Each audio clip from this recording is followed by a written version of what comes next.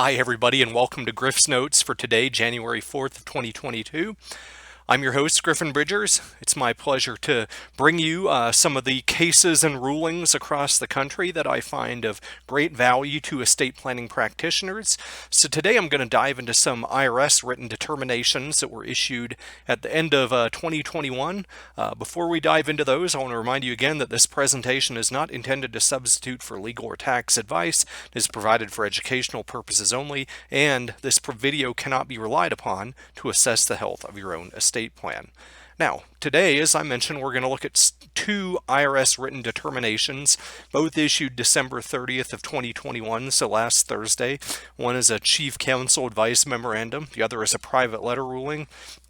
Typically, these types of things aren't binding authority, but they do allow us that rare peek under the hood of the IRS to see how they look at things and how they approach things and the attitudes that are IRS friendly and not necessarily always taxpayer friendly. Now, if you'd like to read more about these rulings or anything in this video, you can subscribe to or visit my newsletter at griffinbridgers.substack.com, which is linked in the video notes below. Let's dive into the written determinations. So first we have a Chief Counsel Advice Memorandum 2021-52018. Now, this involved a corporation where the founder wanted to shop it around, look for a buyer, so the founder elected to do so and retained an investment advisor or broker and was lucky enough to get 4 competing offers. And after receiving those offers, before accepting any of them or even weighing them, the founder decided, oh man, I could have some huge gift tax liability here. I need to go ahead and gift away my business interest. So what the founder did is they created a grantor retained annuity trust, or a GRAT, 2-year rolling GRAT, and gifted some of their business shares into that, and used as the value for gift tax purposes and for calculating the annuity not the value based on any of the offers, but instead a 7-month-old appraisal of the shares that had been undertaken for 409 Cap A purposes, which, if you're familiar, deals with non-qualified deferred compensation plans. So typically getting a value on that is necessary to kind of weigh the effect of that code provision on employees and whether there's any vesting or compensation or forfeiture issues in any given year. But either way, this old and cold appraisal was used that was issued before the company had been shopped around, but the gift was made after the merger offers had been received. And ultimately what the IRS determined in this Chief Counsel Advice Memorandum is that the fair market value of a business interest at the point that a gift is completed has to take into account any pending merger offers, even if not yet accepted, because the willing hypothetical buyer would consider such offers or consider such a merger, especially because it seems certain that at that point it would go through. Now, it's important to note that the offers had a multiple of 3x over the appraisal under the 409 Cap A valuation. Now, obviously, this affects your gift tax value. It could increase the amount of gift tax or the amount of gift tax applicable credit that's used, but beyond that, if you're using any sort of retained interest type of transfer, this could affect your ability to subtract the value of your retained interest for gift tax purposes.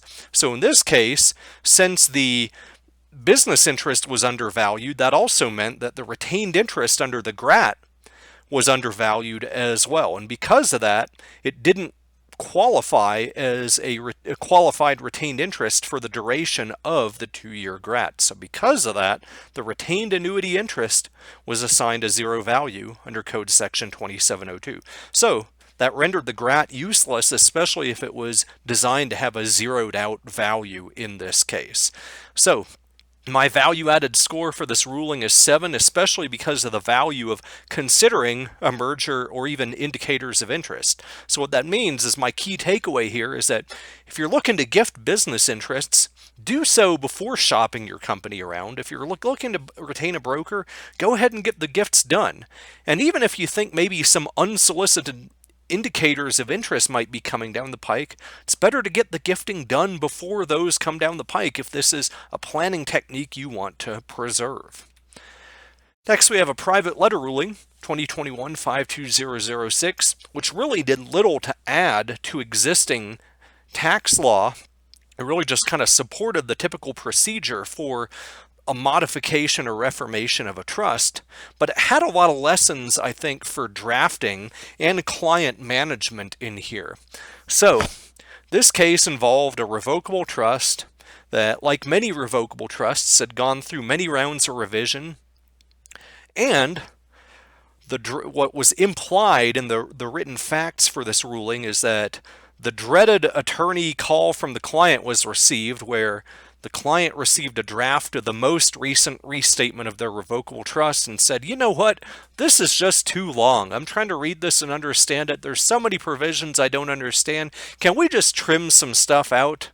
Well, as any practitioner knows, once you start trimming things, you run the risk of trimming something that seems superfluous but is necessary.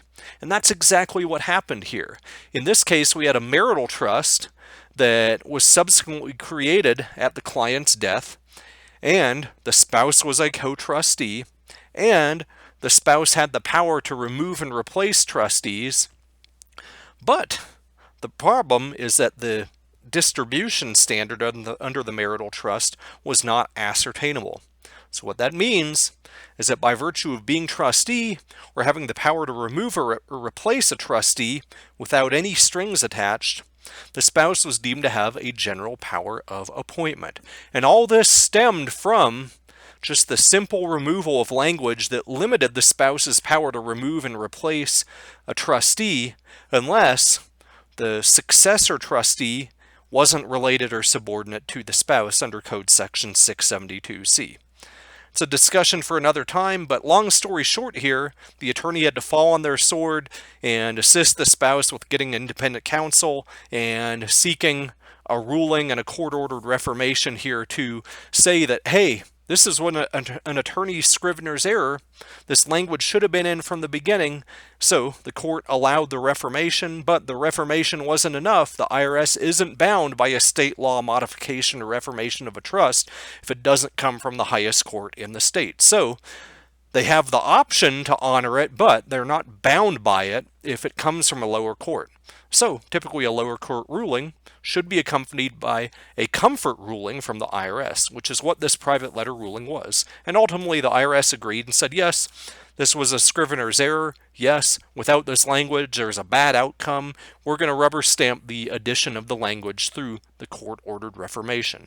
Otherwise, without this language, not only could the spouse have a general power of appointment over the marital trust, which results in estate inclusion at death and gift tax if released, but it also has some compounding effects under a traditional marital trust. One, it disqualifies the trust from a Q-tip election. So no matter what, all of the marital trust assets are included in the surviving spouse's gross estate, and you can't make a partial Q-tip election. And even worse, this could disqualify the trust for GST tax purposes from the reverse Q-tip election, which means you can't allocate any of the deceased spouse's GST tax exemption to that trust. Instead, only the surviving spouse can, based on whatever value the trust might have at his or her death.